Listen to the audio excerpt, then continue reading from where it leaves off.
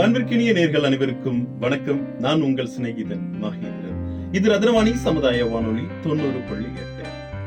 தாயின் தாளாட்டு உன் இசை, தனிமையின் தோழன் உன் இசை, துன்பத்தின் ஆறுதல் உன் இசை, காதல் கவிதை உன் இசை, உயிரின் ஓசை உன் இசை, இருட்டின் ஒளி உன் இசை, இரவின் கனவு உன் இசை, பயணங்களின் காதலி உன் இசை, வாழ்வின் நறுமணம் உன் இசை, மொத்தத்தில் எல்லாம் உன் இசை இசை இசை.